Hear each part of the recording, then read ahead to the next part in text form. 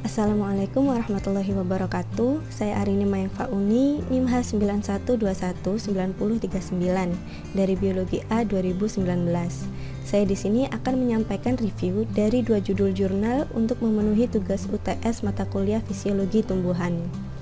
Untuk jurnal yang pertama, yaitu judulnya Effect of Water Stress on Photosystem II Photochemistry and its Thermostability in Wet Plant, yang diambil dari Journal of Experimental Botany volume 50 nomor 336 halaman 1199 hingga 1206.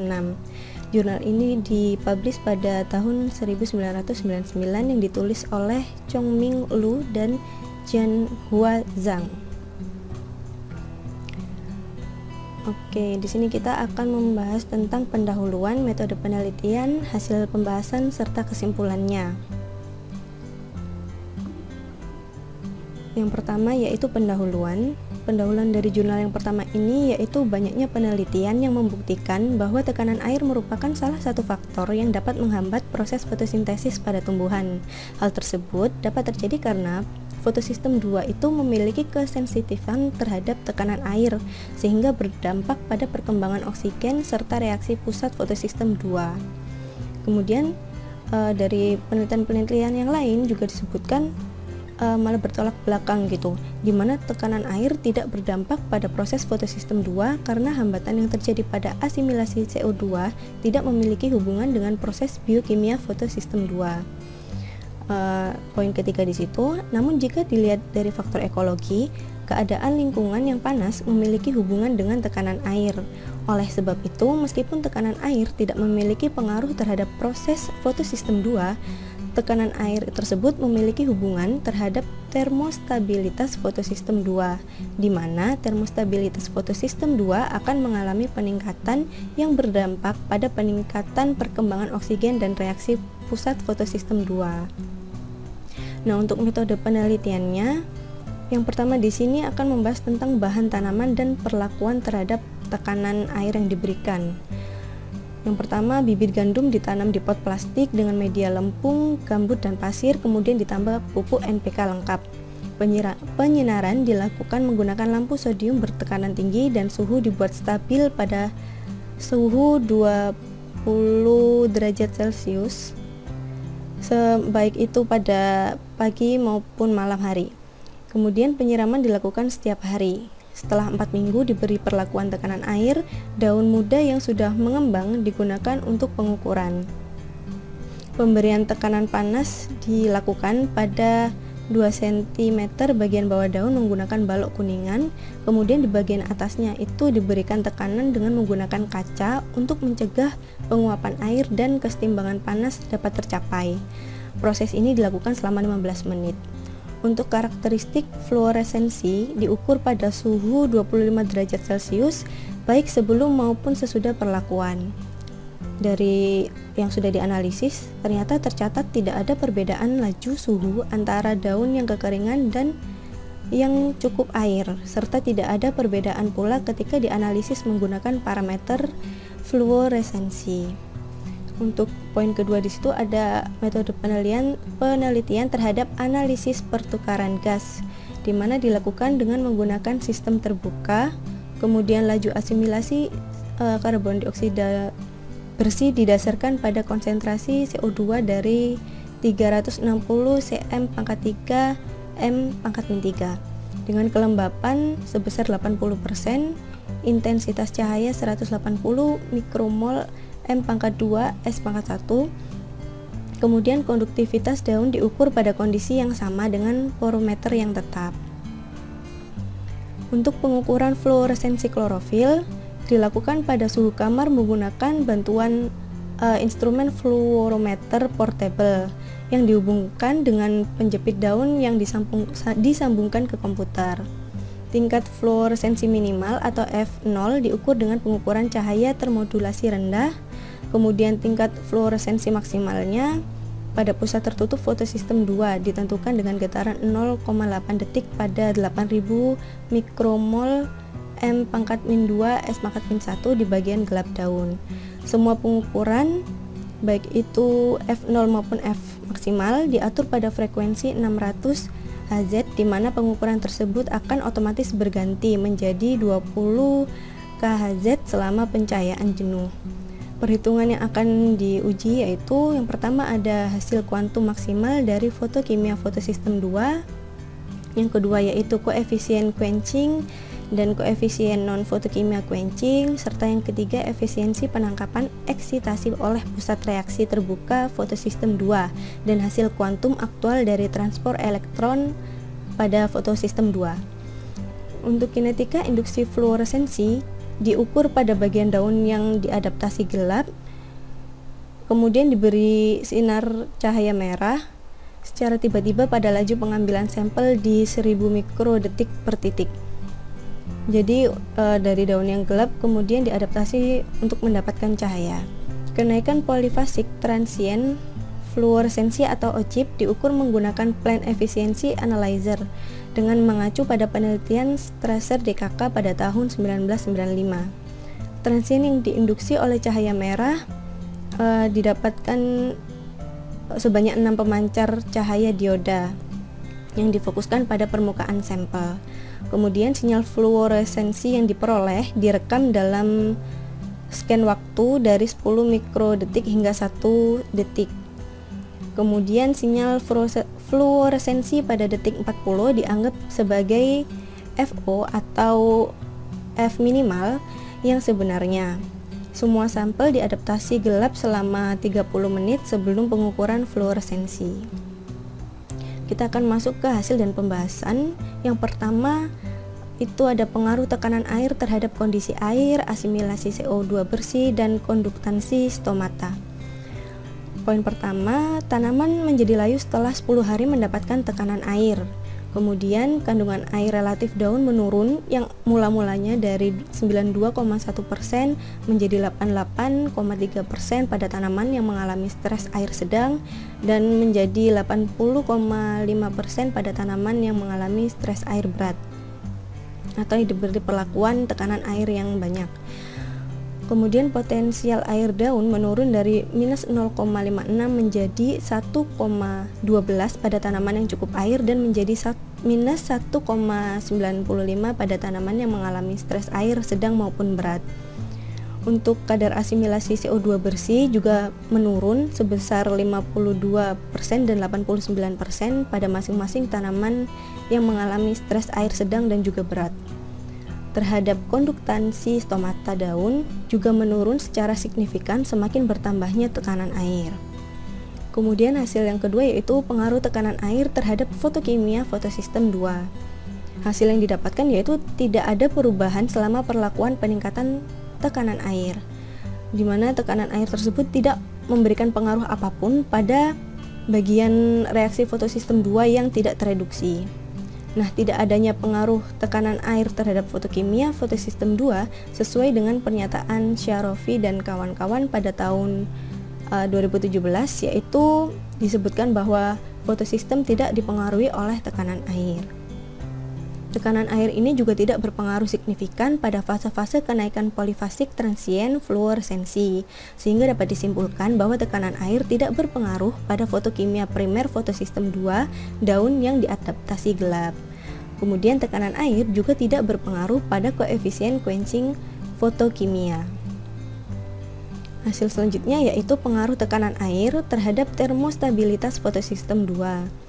Di sini disebutkan tidak ada perbedaan yang signifikan antara tekanan air terhadap respon termostabilitas fotosistem 2, baik pada daun yang diadaptasi gelap maupun yang diadaptasi terang yang diberikan cahaya merah tadi. Atas perlakuan pemberian tekanan panas untuk tanaman yang mengalami stres air sedang maupun berat. Tanaman dengan perlakuan tekanan air sedang menghasilkan efek yang sama dengan tanaman yang mengalami termostabilitas fotosistem 2 yang memiliki kondisi stres parah, di mana nilai Fv per Fm mengalami penurunan secara signifikan ketika berada pada suhu 40 derajat Celcius. Kemudian tanaman yang mengalami stres air atau diberikan tekanan air ini menunjukkan nilai Fv per Fm yang lebih tinggi jika dibandingkan dengan tanaman yang cukup air pada suhu tinggi. Sehingga dari sini dapat kita simpulkan bahwa tekanan air menyebabkan tanaman mengalami peningkatan ketahanan fotosistem 2 terhadap tekanan panas. Pada jurnal yang di sini tuh disebutkan bahwa pusat reaksi fotosistem 2 merupakan salah satu bagian yang mengalami kerusakan akibat pemberian tekanan panas. Hal ini sesuai dengan pernyataan Wicaksono dan kawan-kawan pada tahun 2015 bahwa sensitivitas fotosintesis terhadap panas dapat merusak komponen fotosistem 2 yang tepatnya berlokasi pada membran tilakoid dan merusak bagian membran kloroplas. Terhadap daun yang diadaptasi terang atau yang diberikan cahaya dihasilkan penurunan yang lebih besar pada indikator hasil kuantum transport elektron fotosistem 2. Efisiensi penangkapan energi eksitasi pada pusat reaksi fotosistem 2 terbuka dan indikator-indikator seperti koefisien quenching didapatkan hasil fotosistem 2 pada tanaman yang mengalami tekanan air menunjukkan kemungkinan yang lebih baik terhadap ketahanan tekanan panas pada daun yang diadaptasi cahaya. Kesimpulan dari jurnal ini yaitu tekanan air membuat tanaman menjadi layu, menurunkan tingkat asimilasi CO2 bersih dan juga menurunkan konduktansi stomata. Tekanan air tidak memberikan pengaruh yang signifikan terhadap fotokimia fotosistem 2 dan kesimpulan yang terakhir yaitu tekanan air memberikan pengaruh terhadap termobilitas fotosistem 2 yang ditandai dengan nilai FV per Fm yang lebih tinggi jika dibandingkan dengan tanaman yang cukup air pada suhu tinggi. Selanjutnya saya akan mereview jurnal yang kedua, judulnya yaitu Comparison of Physicochemical Characteristic of Starch Isolated from Sweet and Green Sorghum yang diambil dari Journal of Chemistry volume 2016 halaman 1-15 yang ditulis oleh Abuel Ghasim, Muhammad Ahmed, Chang Quan Zhang dan juga Xiaoxuan Liu. Juga sama akan membahas tentang 4 ini. Kita akan masuk ke pendahuluan di mana sorghum ini merupakan tanaman kelompok biji-bijian yang memiliki dua jenis. Yang pertama yaitu dalam bentuk biji-bijian dan yang satunya lagi adalah jenis manis. Nah, untuk sorghum jenis manis ini memiliki kemampuan tumbuh yang lebih baik di daerah yang kering maupun panas gitu. Sehingga banyak memunculkan potensi sorghum ini untuk ditanam pada negara-negara yang memiliki masalah kelaparan. Sorghum ini mengandung pati sebagai sumber karbohidrat dan jenis pati yang menyusun sorghum ini adalah amilosa dan amilopektin. Kedua pati ini menentukan bagaimana sifat fisikokimia dan fungsional pati ketika berinteraksi dengan komponen makanan yang lain. Oleh sebab itu nanti kedua pati ini, kedua jenis sorghum ini akan menghasilkan sifat yang berbeda pula. Sorghum ini juga memiliki potensi yang besar di bidang industri global sehingga menyebabkan pengetahuan mengenai sifat-sifat fisikokimia dan fungsionalnya juga perlu diketahui supaya menghasilkan hasil terbaik yang dapat dipasarkan. Biasanya teknik yang sering digunakan untuk menguji butiran pati sorghum adalah penggunaan kromatografi permeasi gel atau GPC dengan bantuan dimetil sulfoksida sebagai pelarut patinya. Nah, untuk metode penelitiannya terhadap bahan tanaman ini diambil 12 tanaman sorghum dari Cina di mana 8 jenisnya berupa sorghum manis dan 4 jenis sorghum yang jenis biji-bijian. Percobaan ini dilakukan pada tahun 2013 di Universitas Yangzhou, Cina. Yang dilakukan kedua yaitu isolasi pati. Yang paling penting di sini adalah pertama-tama biji sorghum dipoles dulu menggunakan metode protease alkali. Kemudian dilakukan perendaman dan ditambahkan NaOH. Kemudian disimpan semalam. Setelah itu akan dihaluskan dengan cara di blender dan ditambahkan NaOH lagi. Kemudian diatur hingga pH 9,5 dan ditambahkan protease 5%, kemudian dihomogenkan. Kemudian di isolasi pati ini juga dilakukan penyaringan supaya memisahkan dari padatan gitu, membuang supernatan yang tidak dibutuhkan. Yang pertama, membuang supernatan yang berwarna kuning dan dilakukan lagi sedimen dicuci dan supernatan gelapnya dibuang. Pencucian ini dilakukan bersamaan dengan sentrifugasi yang diulang sebanyak 3 kali. Kemudian pati yang didapat dibekukan selama 18 jam. Mengenai kandungan amilosa, diperkirakan menggunakan metode nilai iodin biru, kemudian dianalisis dengan data-data yang didapat dari Kementerian Pertanian Cina. Kemudian sampel diambil 50 gram, kemudian dilarutkan menggunakan etanol anhidrat sebanyak 0,5 ml dan NaOH sebanyak 4,5 ml dalam botol yang bervolume 50 ml. Kemudian dilakukan pengadukan dan pemanasan dalam air mendidih yang tidak lupa dilanjutkan dengan pendinginan pada suhu ruang. Kemudian ditambahkan air suling, lalu dihomogenkan, diambil sampel masing-masing dan dimasukkan ke labu ukur. Kemudian ditambahkan sodium asetat 10 ml dengan konsentrasi 1 molar dan larutan yodium 0,04% sebanyak 750 mikroliter. Kemudian dihomogenkan hingga mencapai volume yang diinginkan. Untuk konsistensi gel, prosedur ini mengikuti dari penelitian sebelumnya oleh Cha Gampang dan kawan-kawan pada 1973, namun dengan sedikit modifikasi di mana menggunakan penggabungan antara pati dengan indikator timol biru sebesar 0,025%. Kemudian dihomogenkan dengan vortex. Di sini juga ditambahkan KOH 0,2 molar sebanyak 2 ml dan dilanjutkan dengan pemanasan, kemudian didinginkan. Dan setelah dingin, tabung yang berisi gel tadi dihorizontalkan selama 1 jam dan dimigrasi bagian depan gel yang bertujuan untuk pembacaan ke satuan mililiter terdekat. Pengulangan ini dilakukan sebanyak 3 kali. Untuk kelarutan air dan kekuatan pembengkakan pati, di sini dimodifikasi juga dari metode yang sebelumnya dengan cara suspensi 0,1 gram pati dengan air suling, kemudian dipanaskan dan didinginkan tentunya, kemudian dituang ke dalam kotak untuk disentrifugasi. Tuh, untuk yang kelarutan air dan kekuatan pembengkakan pati. Untuk sifat termal pati dihitung menggunakan bantuan alat kalorimeter scan diferensial. Dan yang di sini diamati adalah transisi termal gelatinisasi yang mencakup suhu awal, suhu puncak, suhu akhir, dan juga entalpi gelatinisasi. Perhitungan yang didapat dihitung dengan bantuan perangkat lunak beberapa paket, ada DSC 200 F3 Net ZSCH company yang dari Jerman. Kemudian untuk difraksi serbuk sinar X digunakan difraktometer sinar X Bruker AXS model D8 Advance. Kemudian sampel yang didapat disimpan dengan kelembapan relatif jenuh yang digabung dengan natrium klorida selama 1 minggu dan dilakukan pada kondisi gelap. Kemudian difraksi sinar X dilakukan dengan radiasi tembaga kobalt yang didapat nanti sinyalnya direkam sehingga mendapatkan rasio area puncak terhadap seluruh area yang dianggap sebagai derajat kristalinitas. Untuk pengukuran NMR dibantu oleh spektrometer NMR Solid State Bruker Average 500. Kemudian nanti akan muncul pergeseran kimiawi yang terlihat pada spektrum, kemudian dirujuk ke garis karbonil glisin. Dan di sini nanti juga ditentukan medan penguncian spin protonnya dalam unit frekuensi 80 kHz.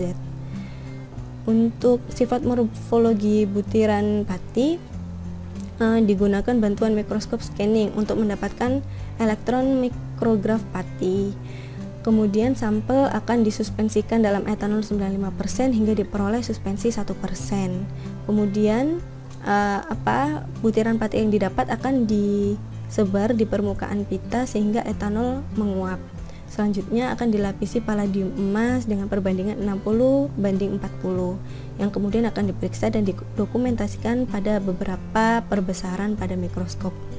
Untuk kromatografi permeasi gel tersebut dicampur dengan larutan buffer natrium asetat 0,1 molar dalam botol kaca 12 ml yang kemudian akan dipanaskan dan didinginkan, kemudian ditambahkan 3,4 mikroliter beta amilase, kemudian dicampur lagi dan dipanaskan, kemudian didinginkan hingga akhirnya pati tersebut dipotong dan dicampur dengan 4 ml dimetil dimethoxida atau yang disingkat dengan DMSO. Dilakukan penghomogenan dan dilakukan penyaringan sebanyak 2 kali. Setelah itu akan diinjeksikan ke dalam instrumen PLGPC 220.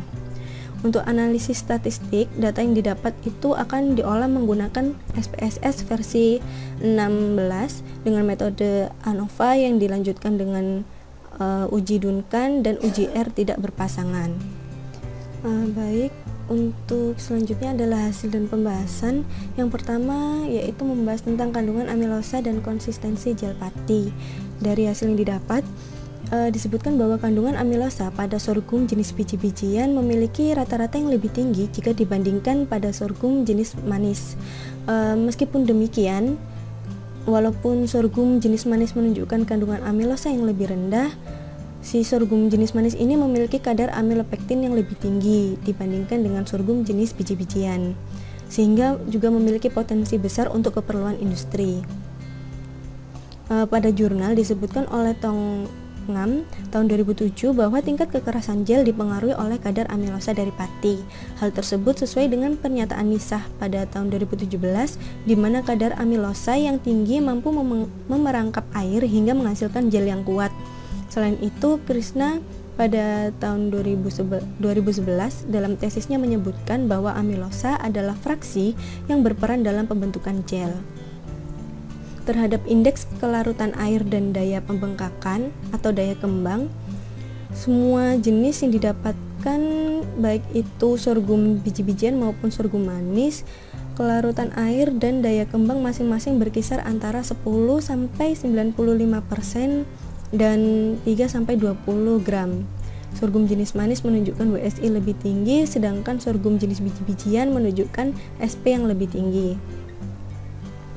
Untuk yang sifat termal pati, terdapat perbedaan yang signifikan antara semua jenis yang diteliti dengan nilai p-value kurang dari 0,05. Untuk suhu awal, suhu puncak, dan suhu akhir, terlihat sorghum jenis manis memiliki nilai yang lebih rendah jika dibandingkan dengan sorghum jenis biji-bijian. Hal ini berhubungan dengan kemampuan kristalisasi pati yang ditunjukkan oleh nilai suhu awal yang rendah pada sorghum jenis manis. Untuk entalpi gelatinisasi, sorghum jenis manis memiliki nilai yang sedikit lebih tinggi dibandingkan dengan sorghum jenis biji-bijian, namun tidak begitu signifikan. Yang selanjutnya, hasil terhadap pola kristal pati, sorghum jenis manis menunjukkan kristalinitas relatif yang lebih tinggi jika dibandingkan dengan sorghum jenis biji-bijian. Namun keduanya menunjukkan pola kristal yang sama, yaitu tipe A yang merupakan tipe pati sereal. Derajat kristalinitas butiran pati alami berkisar antara 15 hingga 45%. Untuk sifat morfologi granul pati, didapatkan diameter butiran pati sorghum jenis manis berkisar antara 13,83 hingga 15,67 mikrometer, dan untuk yang pati sorghum jenis biji-bijian diameter butirannya berkisar antara 13,35 hingga 13,74 mikrometer, sehingga dapat disimpulkan bahwa ukuran butiran pati sorghum jenis manis memiliki ukuran yang lebih besar jika dibandingkan dengan butiran pati sorghum yang biji-bijian. Untuk distribusi panjang rantai padi, sorghum jenis manis dan jenis biji-bijian menunjukkan hasil kromatogram GPC khas dari pati bercabang.